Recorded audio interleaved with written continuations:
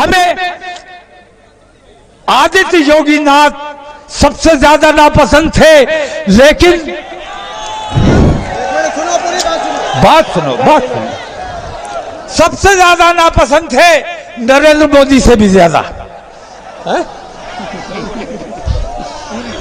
लेकिन पिछले दिनों कई वाकयात ऐसे हुए जिसमें योगी आदित्यनाथ ने यह साबित किया कि वो राजधर्म का पालन कर रहे हैं।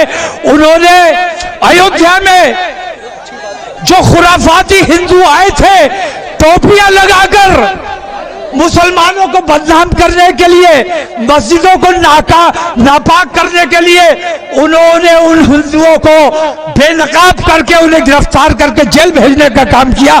हम मुबारकबाद पेश करते हैं। हम बुराई की बुराई करने वाले लोग हैं, लेकिन अच्छाई की अच्छाई करना भी हमारी जिम्मेदारी है। हम नाइंसाफी वाले लोग नहीं हैं। बरेली के कर्मचारी नगर का वाकया आपको याद होगा। एक ने अपनी रिश्तेदार 6-7 साल की बच्ची का रेप किया और उसे मरा समझ लिया, और फिर उसने हंगामा शुरू किया कि मुसलमानों ने बच्ची का रेप करके मार डाला। ये तो बरेली के प्रशासन की ऐसी सूझबूझ, जिसने उसे बेनकाब किया, खुद ही रेप किया था, खुद ही शोर मचा रहा था और दंगा कराने का माहौल उसने पूरा बना दिया था, लेकिन जिला पुलिस ने उसको बेनकाब करके जेल भेजने का काम किया। हम उनके भी तहे दिल से शुक्रगुजार हैं। और जब जब अमन का और इंसाफ का काम होता रहेगा, हम तुम्हारे साथ थे और तुम्हारे साथ खड़े रहेंगे। बेईमानी हमसे बर्दाश्त नहीं होती है, ना हम बेईमान हैं, ना बेईमानी हम पसंद करते हैं। अब एक बात और समझ लो, अगरचे मौसम भी ठीक है और शामियाना भी लगा हुआ है, लेकिन फिर भी मुझे आपकी तकलीफ का, आपकी परेशानी का एहसास है। मैं बात को ज्यादा तवील नहीं करूंगा, इतना कह के बात को खत्म करना चाहता हूं कि जो माहौल आज मैंने बरेली में दिखाया है, ये मैं 10 तारीख के जुमे में भी दिखा सकता था,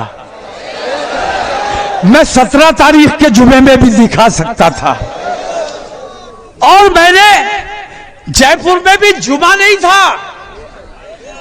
ये जुमे से डर गए हैं। इन्हें ये बताना जरूरी है, इन्हें ये बताना जरूरी है कि गुलामाने मुस्तफा के लिए कोई जुमा नहीं, कोई इतवार नहीं। हम हर दिन गुलाम हैं, हर वक्त गुलाम हैं। तो जो माहौल आज मैंने बरेली में दिखाया है, अगर मेरी बात पर तवज्जो नहीं दी गई तो इंशाअल्लाह हिंदुस्तान के हर सूबे में ये माहौल बनाकर दिखाया जाएगा। जब तक गिरफ्तारी नहीं होगी, जब तक हमें इंसाफ नहीं मिलेगा, हम मांग नहीं करेंगे। लेकिन जब तक हमें इंसाफ नहीं मिलेगा, ऐसा माहौल हम लगातार बनाते जाएंगे।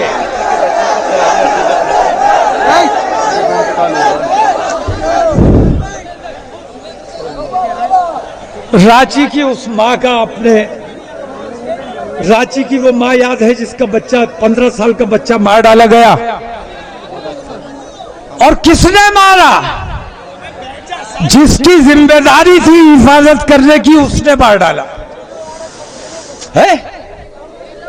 अगर तुम्हारी गोलियों में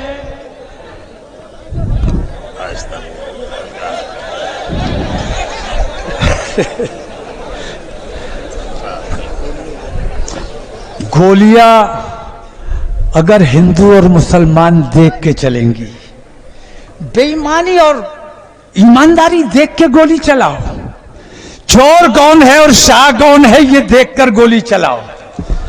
मैं उन नौजवानों का भी पुरजोर हिमायत करता हूं। अग्निपथ, अरे जब तूने नाम अग्निपथ रख दिया तो आग तो लगनी ही थी। अखले देखो कहां से लेके आए हैं, अग्निपथ। हमारे नौजवानों का मुस्तकबिल तबाह करने का ठेका इस नरेंद्र मोदी ने लिया हुआ है। हमारे उन बच्चों की मैं हिमायत करता हूं जो इस अग्निपथ 4 साल की बेगारी, इसके खिलाफ जो लोग एहतजाज कर रहे हैं, मैं उन लोगों की हिमायत करता हूं और इस अग्निपथ योजना को फौरी तौर पर बंद किया जाना चाहिए। उस औरत को याद करो मेरे भाइयों, मैं रोया हूं उस औरत के इकलौता बेटा, और फिर वो मां कह रही है कि मेरा बेटा इस्लाम पर कुर्बान हुआ है, मोहम्मद की शान पर कुर्बान हुआ है। इस्लाम जिंदाबाद था और इस्लाम जिंदाबाद रहेगा। आज हम तमाम लोग उस 15 साल के बच्चे की मां को खिराज अकीदत पेश करते हैं और उसके हक में दुआ करते हैं, अल्लाह तबारक तआला उसे सब्र जमील अता फरमाए। बात काफी तवील हो गई, इतनी बात करने का मेरा इरादा नहीं था, लेकिन जज्बाती आदमी हूं, कुछ बातें ऐसी हो जाती हैं, गुस्सा आ जाता है और हम जो दिल में कुछ और हो, जबान पे कुछ और हो, ये हमसे हो नहीं पाता है। ए भाई बैठ जाओ यार, लोगों को परेशानी हो रही है। नहीं, अब खत्म कर रहा है। तो आप तमाम लोगों को मैं दरख्वास्त करना चाहता हूं हाथ जोड़कर कि रसूल की अजमत पर खिराज अकीदत पेश करने आए हो, रसूल के नाम पर जान देने का जज्बा तुम्हारे दिलों में है। जितनी मोहब्बत से आए हो, जितनी शांति से आए हो, इसी शांति से तुम्हें वापस जाना है। रास्ते में शोरगुल नहीं करना है, नारेबाजी नहीं करना है, और चुप जाओ। और जाने से पहले एक बार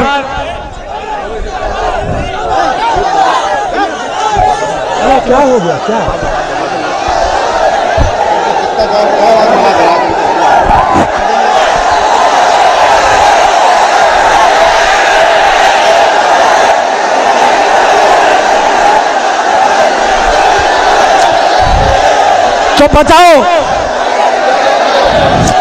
तो बताओ अभी तुम्हारा ये पैगाम मुकम्मल नहीं हुआ है। जब तक तुम जैसे यहां आए हो ऐसे ही शांति के साथ अपने घरों तक वापस नहीं पहुंच जाओगे, तब तक ये पैगाम मुकम्मल नहीं हो।